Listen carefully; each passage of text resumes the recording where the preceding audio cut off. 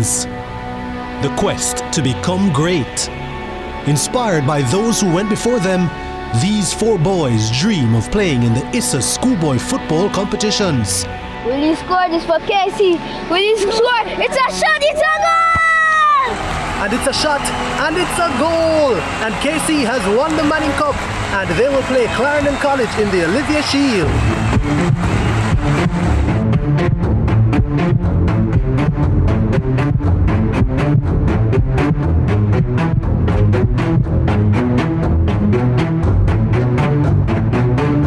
And that's what you love to see. They may be rivals, but the camaraderie is what it's all about. Can't wait for the final. When the bus the man, I want to watch my son play finals on CVM, you know. But mums, you can't watch it on CVM website, man. Boy, my son score, my son score, my son score, my son score. Greatness begins here.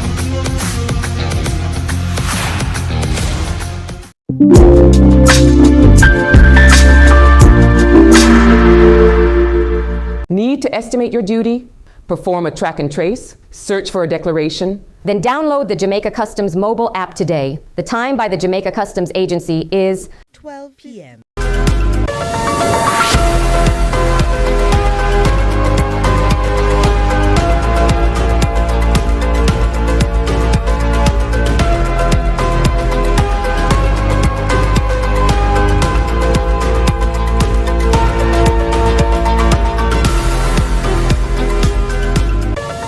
Thanks for joining us for CVM News at noon for this Tuesday, September 30, 2025. I'm Amoy Harriet. Thanks for joining us. Up first this afternoon, a community search party has been launched in Manchester as efforts intensify to locate 12-year-old Jaden Smith, the Manchester High School first former who has been missing since Friday. Jaden of Wales District in Newport was last seen at home about 6:15 a.m. wearing his khaki uniform and brown shoes. He has not been heard from since. Residents alongside the police are combing through sections of the parish, determined to bring the youngster home. Investigators are again urging anyone with information to contact the police at 876-224-3113, the 119 emergency number, or the nearest police station. Still in Manchester, sadness has gripped residents of George Reed District in Mandeville this afternoon after the decomposing body of 46-year-old Marlon Corinthian was discovered in a heavily vegetated area on Monday.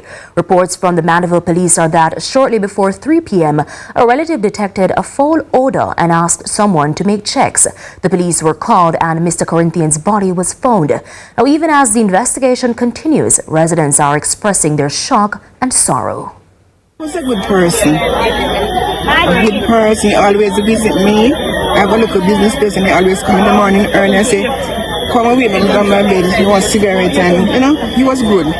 And from the other day, I don't see him. I was saying, where's Marlon? Where's he? Maybe he's admitted at the hospital, but I didn't say something wrong, but I don't see him. So I'm very shocked by the news of what happened today in the community. I'm very shocked because he was a good person. Good person. He don't get trouble in the community with nobody. Nobody don't have anything, so I don't know what caused the death of him now. It's really saddening. Motorists are being advised to proceed with caution as the National Works Agency NWA assesses road damage caused by heavy weekend rains. Manager of Communication and Customer Services at the NWA, Stephen Shaw, says several roadways in St. Andrew, St. Catherine and St. Thomas have been reduced to single-lane access due to silt, blocked drains, landslides and fallen trees. In respect of St. Andrew, the road from Stony Hill to Toms River had some issues. Minimal obstruction was there. Stony Hill to Parks Road, though, was reduced to single lane. We have in St. Thomas, the road from Hardley to Haining was impacted by fallen trees, washed down silt, reducing it to single lane. So too was the road from Bath to Bath Fountain, the road from Trinityville to Mount Vernon, which continues to have problems, was not discovered this time around. In St. Catherine, we have the road from Natural Bridge to Bogwalk reduced to single lane, so to Zion Hill Bridge to Tulla, and that from Zion Hill Bridge to Freetown. In the meantime, residents in Port Morant, St. Thomas say they are frustrated by the excessive flooding from torrential rains. Member of Parliament for East St. Thomas, Yvonne Rosemary Shaw, is calling on the NWA to put better solutions in place to reduce the flooding. I have spoken to the National Works Agency to have this matter rectified. My recommendation at this point in time is to ask China Harbour Engineering, which is the contractor, and National Works Agency, to see if they can do a temporary fix here.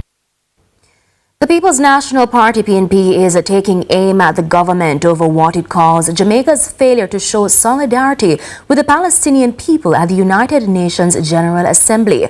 Opposition spokesperson on Foreign, Regional and Diaspora Affairs, Senator Donna Scott Motley, is criticizing Jamaica's absence from a key vote that would have allowed Palestinian President Mahmoud Abbas to address the Assembly remotely after he was denied a U.S. visa. Senator Scott Motley also notes that Jamaica didn't join other nations in walking out during Israeli Prime Minister Benjamin Netanyahu's address, adding it was a symbolic protest against Israel's actions in Gaza. She says the government's silence weakens Jamaica's moral voice and undermines its international legacy.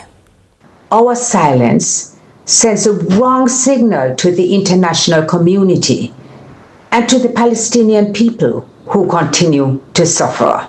The government's passivity weakens Jamaica's moral voice and undermines our legacy of courage. The People's National Party reaffirms our commitment to a foreign policy guided by justice, human dignity, and respect for international law.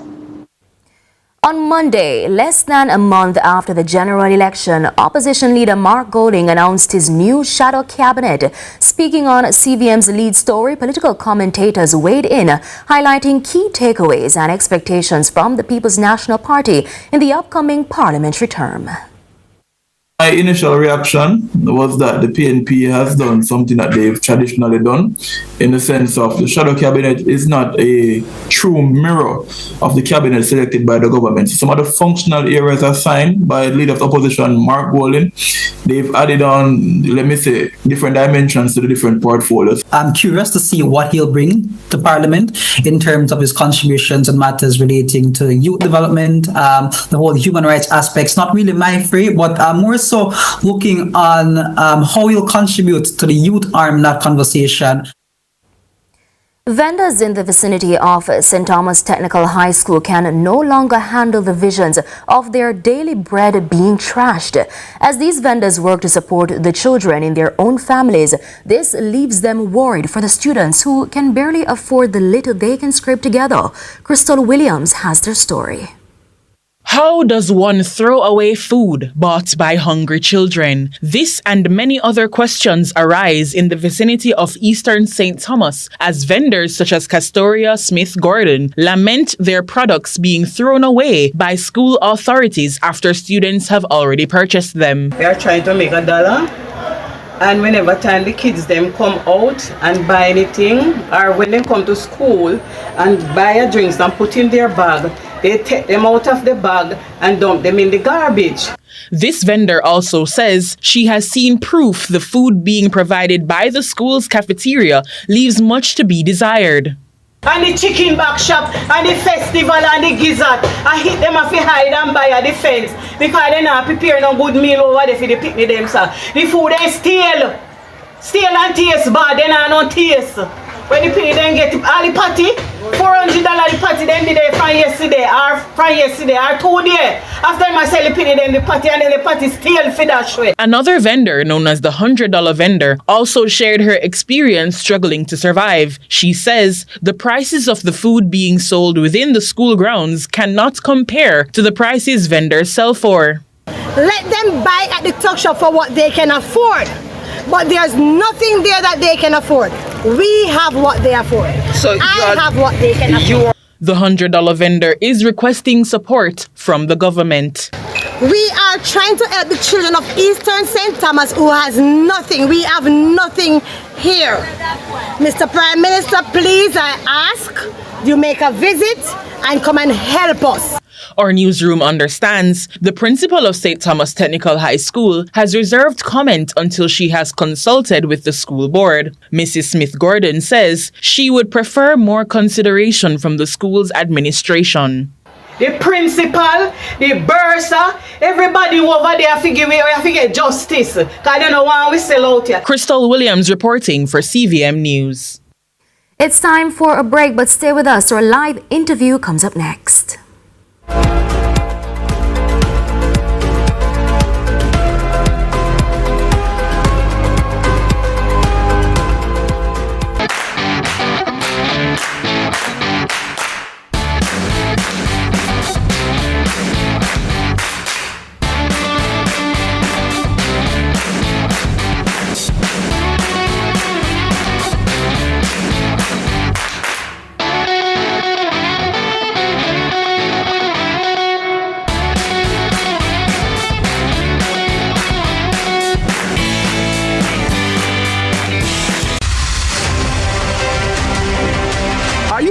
About learning a skill and having a successful career?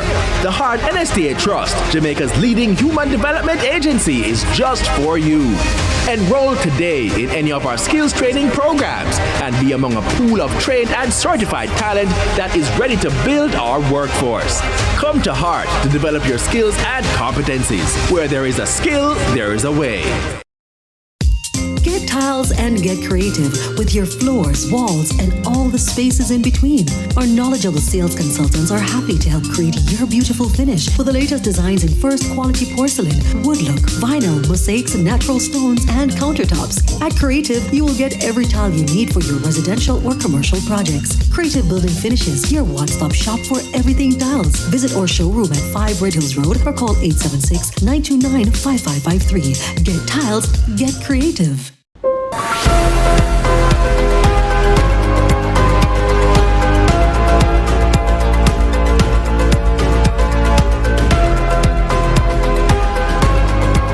Welcome back to CVM News at noon. The Jamaica Constabulary Force, JCF, recently released a statement saying they once again find it necessary to clarify their position on the implementation and deployment of body-worn cameras in response to continued misleading commentary circulating in mainstream media.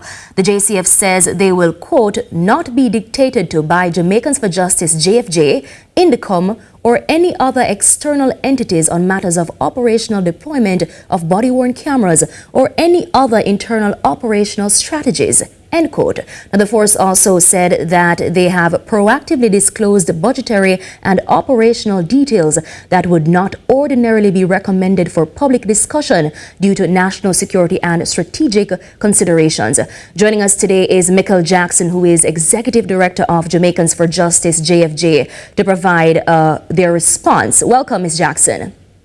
Hi, good afternoon. Thank you so much for having me. So how does the JFJ interpret this stance by the JCF in the context of civil society's role in democratic oversight and accountability? Did you intend to come off as what JCF say is a dictator? Our intention is very clear. And I won't try to put any meaning to what the JCF has put out, but I'm quite happy how you frame that question, that civil society organizations and other institutions by the state are important for accountability.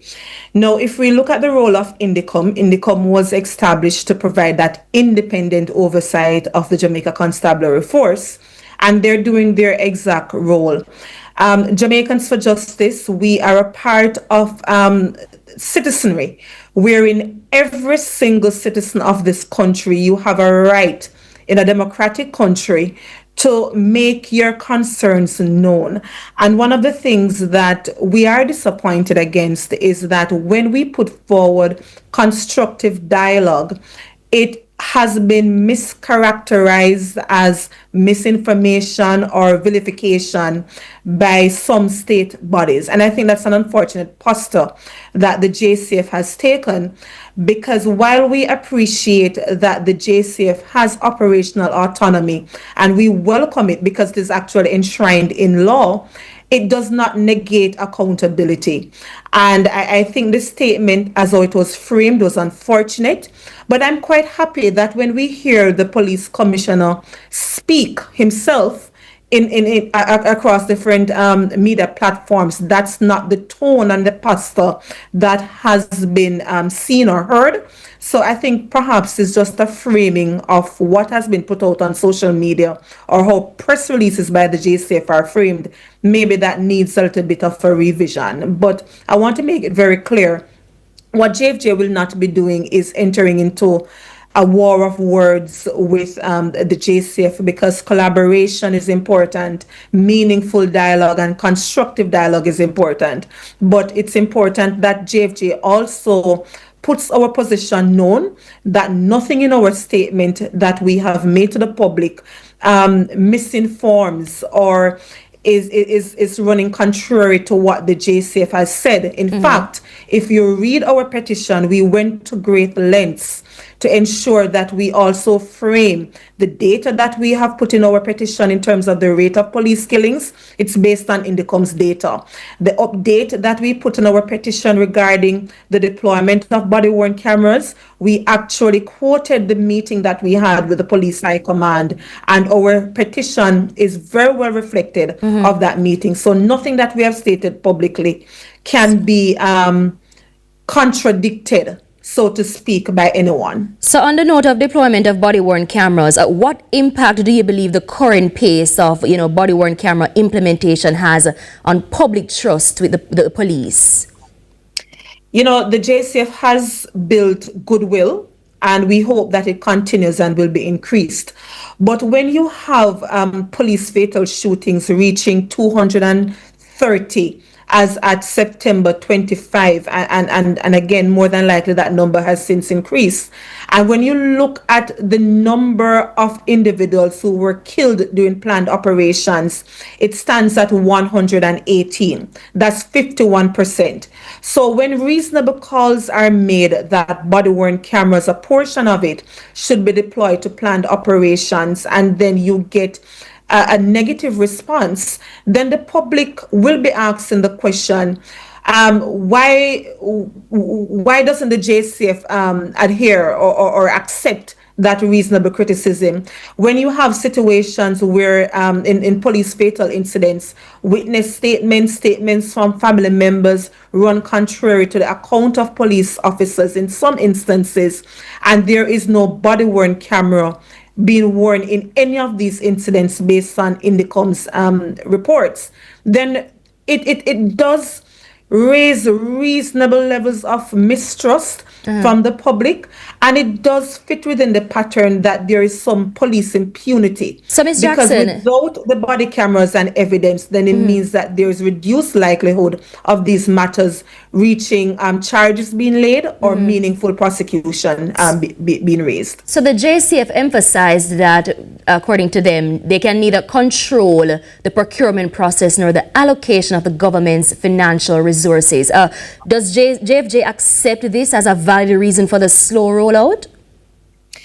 It's two ways to answer that question. Firstly, it's important that we also make our call on body-worn cameras, not only to the JCF, but to the government of Jamaica, to the parliament who approves the annual budget. So you need more resources being allocated, and we do welcome what the government has allocated so far. But to the point of the procurement issue, the reason provided one can accept for some matters, But I think it's also important for the JCF and the public to appreciate that we have been hearing these things for years, that there has been a slow pace in the body-worn cameras being procured and being rolled out to full implementation. So while there may be the issue of the procurement being raised now, I think the JCF leadership also has to appreciate that we've heard different issues over the years. And for us, the proof is in the pudding when the 1,000 body-worn cameras actually gets here and actually starts being utilized.